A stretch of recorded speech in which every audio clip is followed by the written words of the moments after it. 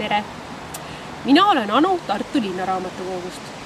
Lasteosakonna suvelugemise programm on selleks aastaks läbi saanud. Kuid kuna olud on sellised, nagu nad on, siis kahjuks ei ole meil võimalik sellel aastal suurt lõpupidu korraldada, vaid teeme virtuaalse kokkuvõtte. Oli suur rõõm, et vaatamata pikale distantsõppeperioodile olid päris paljud lapsed valmis suvel raamatuid lugema ja meile ka nendest kirjutama. Kokku osales meie programmis sellel aastal 59 last 11 Tartu erinevast koolist. Lugejate vanused olid 8–13 ja kõige rohkem oli meil 10-aastaseid lugejaid. Kokku loeti läbi 295 raamatut. Ja kui te nüüd ei kujuta täpselt ette, kui suur hulk see on, siis me näitame teile sellest pilti. Sel aastal oli loetud raamatute valik päris mitmekesine. Lisaks uutele ja poppidele raamatutele loeti ka päris palju vanemaid raamatuid. Väga tore oli see, et lugemissoovituste hulka jõudsid ka mitmed luuleraamatud, nagu Aidi Vallik Imelised inimesed, Ilmar Trull, Järvevaht ja joogivesi ja Helvi Jürissoni Mägra maja. Kõik lugemissoovitused postitame meie kodulehel Raamatukrati lugemisblogis. Sealt leiate uusi mõtteid raamatute valimisel, sest kes võiks olla siis veel parem soovitaja kui enda eakaaslane. Raamatublogi aadressi lisame ka meie video lõppu. Siinkohal loeksin teile ette paar vahvat lugemissoovitust. Ja ühe lugemissoovituse vahele oli joonistatud ka pilt meie Raamatukratist.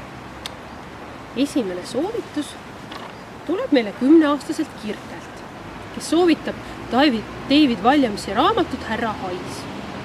Raamatus Härra Hais oli 2 peategelast, Härra Hais ja tüdruk nimega Chloe. Härra Hais oli teiste inimeste poolt põlatud, sest ta haises kohutavalt. Chloe'le ta meeldis, sest Härra Hais oskas jutustada põnevaid lugusid. Kuna Chloe ema proua Kramb lubas oma valimiskampaanias kõik kodutud tänavatelt ära viia, siis kutsus tüdruk Härra Haisu enda poole kuuri elama. Tüdruku pere sai peagi teada, et Härra Hais nende juures elab. Chloe juures elades sattus Härra Hais ka ise valimiskampaaniasse. Nii proua Kramb kui ka peaminister tahtsid Härra Haisu oma valimiskampaanias ära kasutada, aga Härra Hais oli liiga otsekohene ja keeldus koostööst. Lõpuks rääkis Härra Hais Chloe'le, kes ta tegelikult on ja miks temast sai kodutu. Raamat Härra Hais meeldis mulle väga. Selles oli omajagu huumorit, aga ka tõsiseid ja isegi kurbi kohti. Raamatut lugedes tekkis mul mõte, et sageli polegi kõik inimesed need, kes nad meile tunduvad. Raamatut Härra Hais võiksid lugeda kõik inimesed, kellele meeldivad lustlikud, südamega kirjutatud lood. Ja teine raamatu soovitus, mille ma välja valisin, on nüüd küll hoopis lühem, aga see-eest väga hoogne.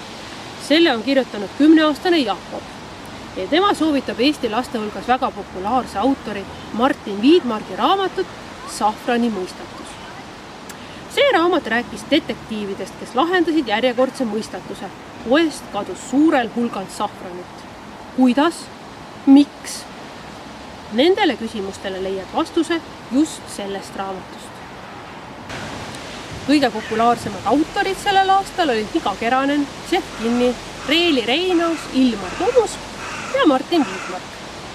Samuti oli kirjanikelt küsimiseks välja mõeldud hulga lahedaid küsimusi. Kui teilgi tekib võimalus mõne kirjanikuga kohtuda, siis võite siit inspiratsiooni ammutada.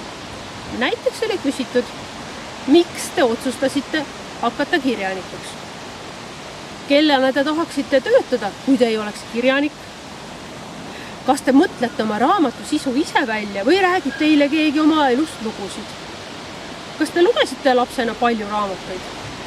Kas te hakkasite kirjanikus kellegi eeskujul? Mida soovitaksite lastele ja suurtele, kes muidu väga palju raamatuid ei loe? Ja nii edasi. Kõigile meie lugemisprogrammis osalejatele oleme me meeleks teinud nimelised järjehoidjad. Kuidas te need kätte saate? Me võtame teiega ühendust, kuna te kõik jätsite ju meile oma kontaktandmed. Suur tänu kõigile osalejatele, oli väga põnev lugeda teie muljeid ja meie Tartu Linnaraamatukogu lasteosakonnast soovime teile jätkuvat lugemisindu.